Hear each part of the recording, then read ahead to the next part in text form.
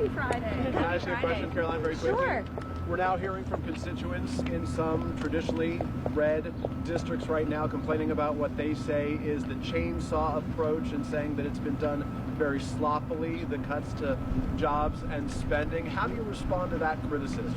I love how the media takes a few critics when the overwhelming response from the American people is support for what this administration is doing. If you look at the public polling, 70% of Americans, according to CBS, believe that President Trump is delivering on the promises he made. And there should be no secret about the fact that this administration is committed to cutting waste, fraud, and abuse. The president campaigned on that promise. Americans elected him on that promise, and he's actually delivering on it. And this is something that Democrats promised they would do for decades. President Trump is just the first president to get it done. Let me ask you about the fraud, if I can. We can all have our own opinion about what is wasteful spending, and Republicans have praised the president for cutting wasteful spending, but fraud, of course, is a crime. So have you turned over evidence of fraud to the Justice Department, and when should we expect to see those indictments? It's a clever question. First of all, I think all Americans would agree that funding mastectomies in Mozambique is not something that the American people should be funding, or DEI programs. I think it's fraudulent that the American government has been ripping off taxpayers in this way. And we also do know there has been extensive fraud, particularly if you look at Social Security. In fact, according to an IG report from the Social Security Administration,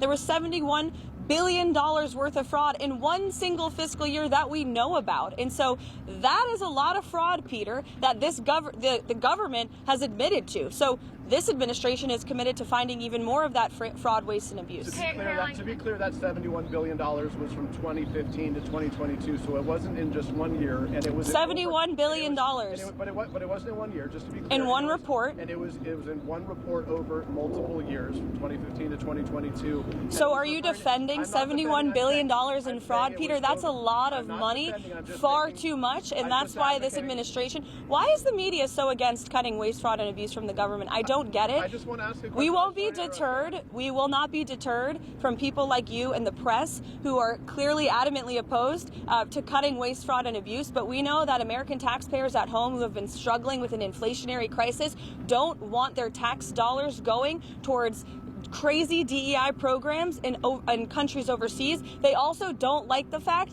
that there has been $71 billion worth of fraud in Social Security and improper payments going out the door. That's a problem that needs to be fixed, and President Trump is going to fix it. That's your fifth question. Elena, do you have anything to ask? Because you said something that wasn't true, which is you said that they have found before that they believe there have been tens of millions of people who are receiving money who are dead on the Social Security list. The same report that you referred to said that almost none of those individuals are receiving Peter, did you watch the full clip of the interview that I did when I said that?